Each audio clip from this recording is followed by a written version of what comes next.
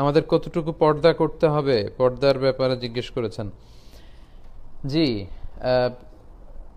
নারীদের ব্যাপারে যেমনি আল্লাহ চোখকে নিম্নগামী করতে বলেছেন, পুরুষদেরকেও নিম্নগামী করতে বলেছেন, তবে নারীদের পর্দাটা বেশি।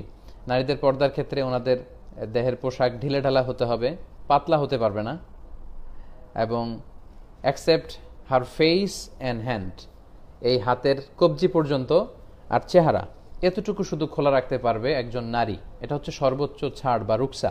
কিন্তু আজিমাত হচ্ছে চেহারাকেও ঢেকে রাখা, কারণ চেহারা হচ্ছে সৌন্দর্যের রাজধানী।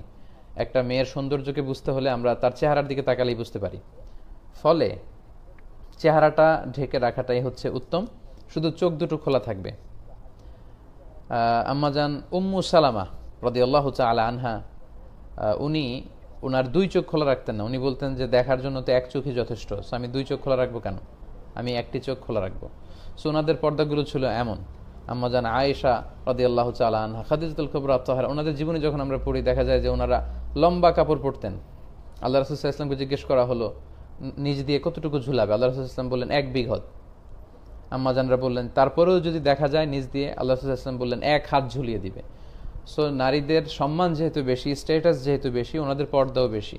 আমরা দামি জিনিসকে কিন্তু মানে এক্সপোজড করে রাখি না। 1000 টাকার কচকচে নোট কেউ পকেটের অর্ধেক এদিক বের হয়ে আছে, অর্ধেক পকেটের ভেতরে, এভাবে কিন্তু রাখি না। আমরা একেবারে ভেতরের পকেটে রাখি। দামি জুয়েলারি অর্নামেন্টস আমাদের ঘরের সিন্দুকের ভেতরে রাখি।